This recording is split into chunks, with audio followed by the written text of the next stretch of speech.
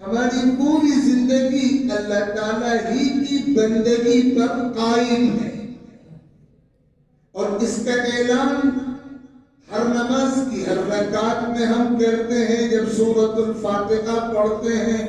اور ایاک نعبد و ایاک نستعین کے الفاظ ہماری زبانوں سے نکلتے ہیں کہ اے ہمارے مالک، ہم آپ ہی کی عبادت کرتے ہیں اور ہم آپ ہی سے مدد کے طلبگار۔ تو اللہ تعالیٰ نے ایمان عطا فرمایا، یقین عطا فرمایا، توحید عطا فرمائی، اپنی بندگی کا جذبہ عطا فرمایا، شرک سے، کفر سے، عقیدے کے بگاڑ سے، غیر اللہ کے سامنے سر جھکانے کی لعنت سے اور نحوستوں سے اللہ تعالیٰ نے محفوظ رکھا۔ یہ اتنی بڑی نعمت ہے، اتنا بڑا احسان ہے اور اتنی عظیم الشان دولت ہے کہ دنیا کی کوئی دولت اس دولت و نعمت کا مقابلہ کرے ہی نہیں۔ پھر اس کے ساتھ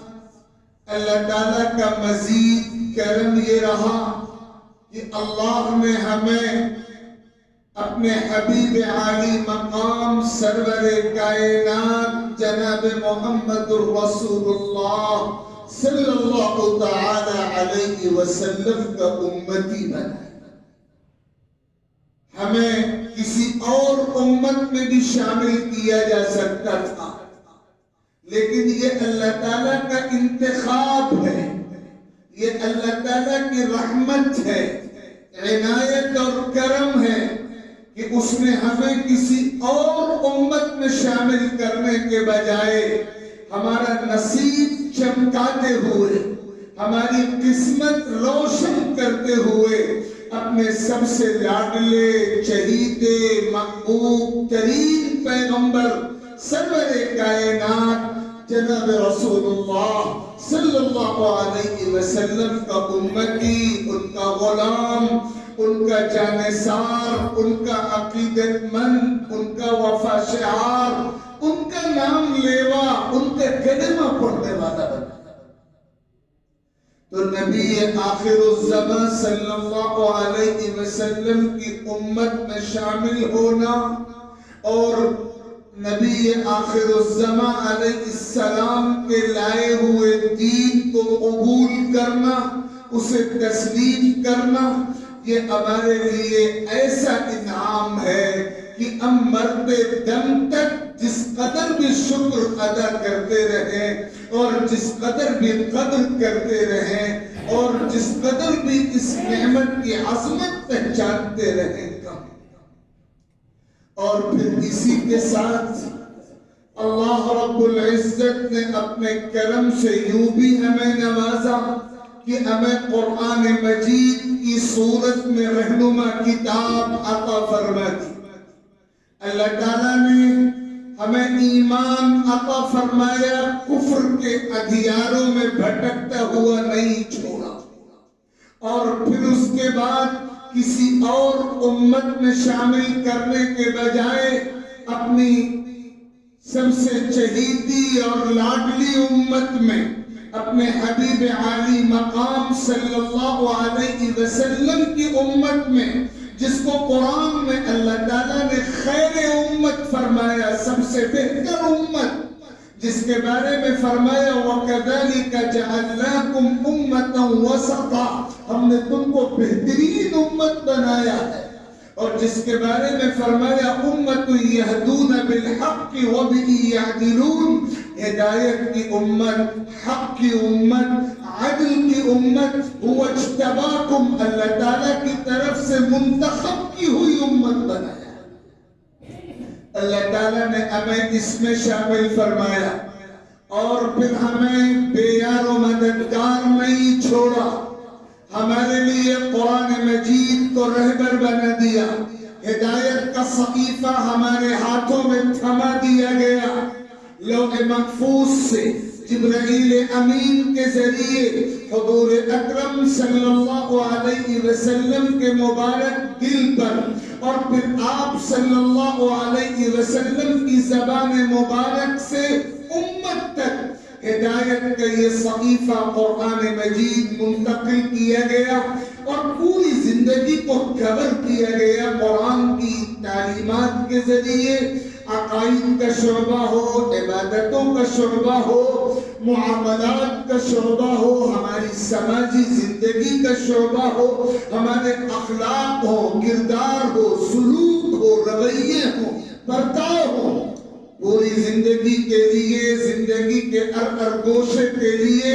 اللہ رب العزت نے اپنی کتاب مقدس میں تعلیمات کا ایک خزانہ ہمارے لیے رکھا ہے، اور یہ خزانہ حضور اکرم صلی اللہ علیہ وسلم کے ذریعے ہم تک پہنچا ہے، اور ہماری اس سے جذباتی وابستگی بھی ہے، اور عقیدے کی وابستگی بھی ہے، اور عظمت و محبت کی وابستگی بھی ہے، اور عمل اور اتباع کی وابستگی بھی ہے. اللہ تعالیٰ کی طرف سے ہم پابند بنائے گئے ہیں کہ ہم اللہ تعالیٰ کی کتاب قرآن مجید سے اپنا رشتہ اس قدر مضبوط کر لیں کہ ہماری پوری زندگی قرآن مجید کی تعلیمات کے سانچے میں ڈھلی ہوئی گزرے. اللہ تعالیٰ نے یہ ترتیب وار 3 نعمتیں اتنی بڑی عطا فرمائی ہیں کہ اور کوئی نعمت ان نعمتوں کا کبھی مقابلہ نہیں کر سکتا. ایمان کی نعمت، حضور اکرم صلی اللہ علیہ وسلم کی غلامی کی نعمت، اور قرآن مجید کی نعمت. وہ قرآن مجید جو رہبر و رہنما ہے، اور جس کی وضاحت اور جس کی تفسیر حدیث پاک میں ہے، اور جس کی تعلیمات پر عمل کا سب سے روشن نمونہ حضور اکرم صلی اللہ علیہ وسلم کی سنت و سیرت ہے، اور آپ کے صحابہ اور آپ کے اہل بیت کا اسوہ اور طریقہ ہے. یہ نعمتیں ہم کو عطا فرمائی گئی ہیں. اب ہمارے کرنے کا کام یہ ہے کہ ہم اللہ تعالیٰ کی ان نعمتوں کی مرتے دم تک انتہائی اہتمام کے ساتھ قدر کریں. ایک لمحے کی غفلت کے بغیر ان نعمتوں کا حق ادا کرنے، ان نعمتوں کی قدر پہچاننے، ان نعمتوں کا شکر ادا کرنے، ان نعمتوں کے تقاضوں اور مطالبات پر عمل کرنے کا آخری اہتمام ہماری طرف سے ہونا چاہیے. اللہ تعالیٰ کی نعمت کا شکر ادا ہوگا اور نعمت کی قدر ہوگی تو نعمت باقی رہے گی، اور اگر نعمت کی ناقدری ہوتی ہے تو نعمت باقی نہیں رہتی، ضائع ہوتی. اللہ تعالیٰ نے قرآن مجید میں یہ بات فرمائی کہ اگر تم نعمت کی قدر کرو گے، نعمت کا شکر ادا کرو گے، لئن شکرتم لأزیدنکم ولئن کفرتم ان عذابی لشدید. اگر تم نعمت کا شکر ادا کرو گے تو میں نعمت کو بڑھاتا چلا جاؤں گا، چمکاتا چلا جاؤں گا، اس کو مستقل کرتا چلا جاؤں گا. نعمت باقی بھی جبھی رہتی ہے، نعمت محفوظ بھی جبھی رہتی ہے، اور نعمت دائمی اور مسلسل بھی جبھی رہتی ہے جب نعمت کی قدر کی جاتی ہے. اور اگر نعمت کی ناقدری کرو گے، اگر نعمت کی ناشکری کرو گے تو اللہ تعالیٰ نہ صرف یہ کہ نعمت کو چھین لیں گے، نہ صرف یہ کہ محروم کر دیں گے، نہ صرف یہ کہ بے توفیقی مقدر بنا دیں گے، اپنے سخت عذاب سے دوچار کر دیں گے. ہمیں ایمان کی نعمت حاصل ہے. میں آپ سبھی حضرات سے بڑے ادب کے ساتھ یہ بات کہتا ہوں، ہم ذرا غور تو کریں کہ ہمیں ایمان کی اور یقین کی اور توحید کی جو نعمت حاصل ہے، ہم اس نعمت کی کتنی قدر کر رہے ہیں. کیا اس نعمت کا جو حق تھا وہ ادا کرنے کی فکر ہماری جانب سے ہو رہی؟ دنیا کی معمولی دولت کی حفاظت کے لیے ہم جتنے فکر مند ہوتے ہیں، ایمان کی دولت کی حفاظت کے لیے ہم اس درجہ بھی فکر مند نہیں. ایک ملازم اپنی ملازمت کی حفاظت کے لیے، ایک دکاندار اپنی دکان کی حفاظت کے لیے، ایک تاجر اپنی تجارت کی حفاظت کے لیے، مالی سرمایہ رکھنے والا اپنے حقیر مالی سرمایہ کی حفاظت کے لیے، صاحب جائیداد اپنی جائیداد کی حفاظت کے لیے، ایک ایک بالشت زمین کی حفاظت کے لیے، اور اپنی جیب میں پڑے ہوئے چند سو یا چند ہزار کی حقیر رقم کی حفاظت کے لیے ہم جتنے الرٹ ہوتے ہیں، میں اللہ کے گھر میں کہتا ہوں ہم میں سے اکثریت ایمان کی حفاظت کے لیے اتنی بھی الرٹ ہے۔ یہ ہے ہماری طرف سے ناقدری ایمان کی۔ آپ یہ مت سمجھیے گا کہ آپ مسجد میں تشریف لے آئے ایمان کا حق ادا ہو گیا، آپ نے نمازیں پڑھ لی ایمان کا حق ادا ہو گیا۔ صرف 5 وقتہ نمازوں سے اور صرف 1 مہینے کے روزوں سے اور صرف ذکر و اذکار کے کچھ معمول سے اور صرف تھوڑی سی تلاوت اور دعا کے اہتمام سے اور کچھ کار خیر میں اپنی دولت خرچ کرنے سے اور موقع رہا تو حج و عمرہ کر لینے سے ایمان کا حق ادا نہیں ہوگا۔ پوری زندگی ایمان کے سانچے میں ڈھلی ہوئی گزارنی پڑے گی اور پوری زندگی اپنے ایمان کی حفاظت کے لیے چوکنا رہنا پڑے گا۔ آپ تصور کیجئے کہ آپ کے پاس دنیا کا بیش قیمت اثاثہ ہو، سرمایہ ہو، فرض کر لیجئے لاکھوں اور کروڑوں کی رقم آپ کے ہاتھ میں ہو، اور آپ سنسان راستے پہ سفر کر رہے ہوں اور چاروں طرف سے لٹیروں اور نقب لگانے والوں اور چوری کرنے والوں اور اچکوں اور رہزنوں کا خطرہ ہو، کیا ایسے ماحول میں آپ ایک لمحے کے لیے بھی غافل ہو سکیں گے؟ کیا ایسا نہیں ہوگا کہ آپ کی پوری توجہ دل کی، دماغ کی، عقل کی، جسم کی تمام تر توجہ اسی دولت و سرمایہ کی حفاظت پر نہیں ہوگی؟ اللہ یہ چاہتا ہے کہ میرے بندے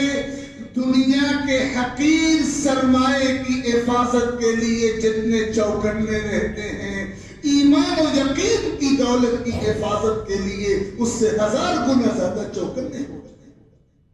اور خاص طور پر ان حالات میں جب ایمان کے لٹیرے ہر چہار جانب موجود ہیں، پوری طاقت لگا دی ہے ایمان اور یقین کے دشمنوں نے اس کام کے لیے کہ ہمارے دلوں کا ایمان چھین لیا جائے، چاروں طرف سے ایمان و یقین پر نقب لگانے والے گروہ ہیں، پوری دنیا کا باطل متحد ہو چکا ہے آپ کے سینوں کے ایمان کو نکالنے کے لیے۔ ایسا تعلیمی نظام پوری دنیا پہ تھوپ دیا گیا ہے،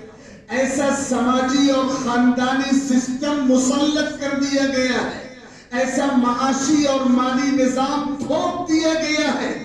ایمان سلامت رکھنا مشکل ہے۔ اور خاص طور پر ہماری جو نوجوان نسل ہے، ہماری جو نونہال نسل ہے، اس کے لیے تو اپنے ایمان کا بچانا بے انتہا مشکل ہو گیا ہے۔ ان حالات میں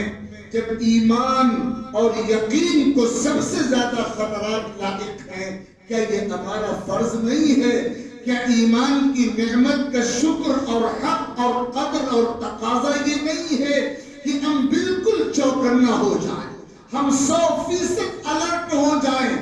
ایک لمحے کے لیے بھی ہمارے واسطے غافل ہو کر بیٹھنے کا موقع باقی نہیں رہا۔ جب تک ہم 24 گھنٹے الرٹ موڈ میں نہیں ہوں گے، پورے طور پر چوکنا نہیں ہوں گے، حساس اور فکر مند نہیں ہوں گے، ہمارا ایمان اور ہماری نسلوں کا ایمان سلامت رہے اس کی کوئی گارنٹی نہیں۔ قرآن مجید میں اللہ تعالیٰ نے فرمایا یا ایھا الذین آمنوا قوا انفسکم واہلیکم نارا، اے ایمان والو اپنے آپ کو بھی جہنم کی آگ سے بچاؤ اور اپنے متعلقین کو بھی جہنم کی آگ سے بچاؤ۔ جہنم کی آگ سے بچنا ایمان کو سلامت رکھے بغیر ممکن نہیں ہے۔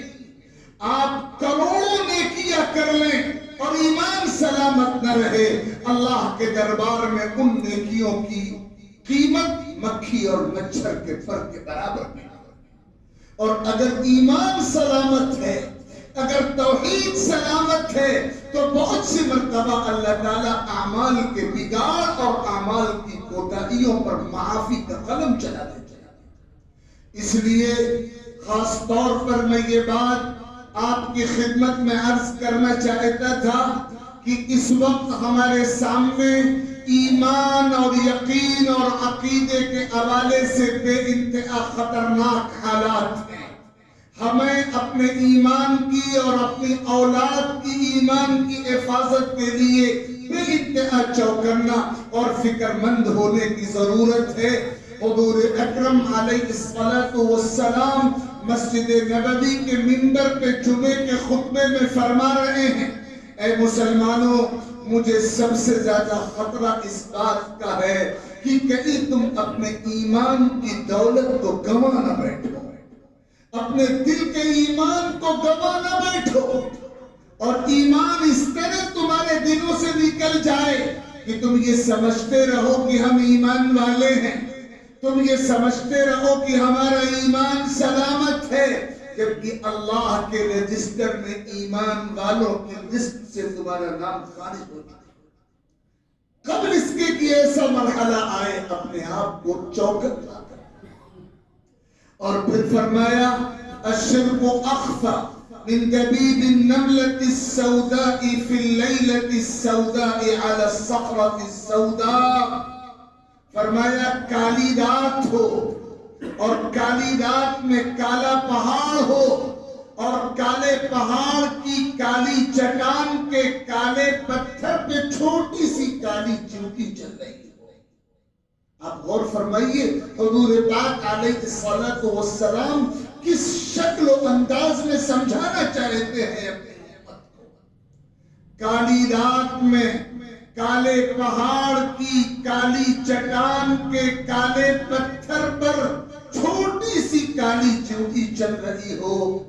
آپ بتائیے اس چیونٹی کے چلنے کی آواز اللہ کے سوا کون سا کان ہے جو سن سکے،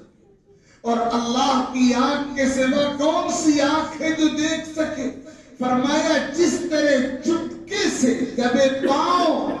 کالی رات میں کالی چٹان کے کالے پتھر پہ چھوٹی سی کالی چیونٹی چلتی ہے، شرک اور کفر اور عقیدے کا بگاڑ اس سے بھی زیادہ مخفی انداز میں دبے پاؤں آتا ہے اور ایمان والوں کے دل میں داخل ہوتا ہے، اور ایمان پر نقب لگا کر، ایمان کو ملیامین کر کے، عقیدے کو بگاڑ کر، شرک میں مبتلا کر کے، انجام خراب کر کے رخصت ہو جاتا ہے. انسان کو پتہ نہیں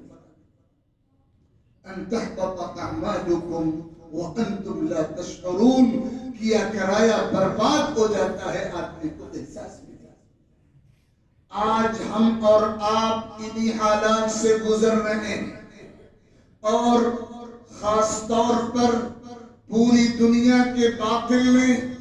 ایسے معاملات شروع کر رکھے ہیں، اور اب تو ایسے ثقافتی اور کلچرل پروگرام شروع ہو گئے ہیں، اور ایسے گیم اور کھیل ایجاد کر دیے گئے ہیں، اور نیٹ کی شکل میں اور گوگل کی شکل میں ایسی نحوستیں مسلط کر دی گئی ہیں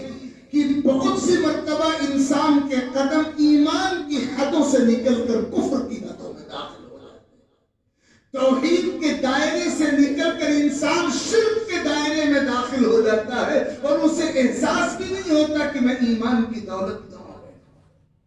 جب تک آپ چوکنا نہیں ہوں گے، جب تک آپ کا رابطہ علماء سے مضبوط نہیں ہوگا،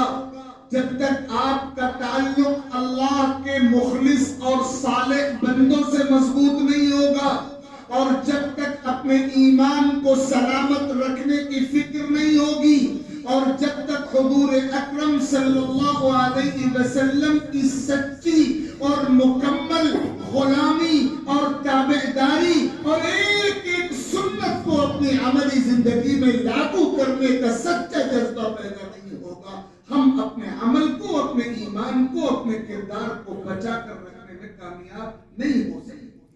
یہی وہ پیغام ہے، یہی وہ سبق ہے جو ہماری اور آپ کی زندگیوں تک منتقل ہونا چاہیے۔ حضور اکرم صلی اللہ علیہ وسلم کی حدیث پاک میں نے خطبے میں تلاوت کی تھی، فرمایا آقا کریم علیہ السلام نے لا یؤمن احدکم حتی یکون ہواہ تبعا لما جئت بہ، تم میں سے کسی کا ایمان اللہ تعالیٰ کے دربار میں معتبر نہیں ہو سکتا جب تک کہ اس کے نفس کی خواہشات، اس کے اندرون کی من کی چاہتیں میرے لائے ہوئے نظام، میرے لائے ہوئے دین، میری لائی ہوئی شریعت اور میری پیش کی ہوئی سنت کے تابع نہ ہو جائے۔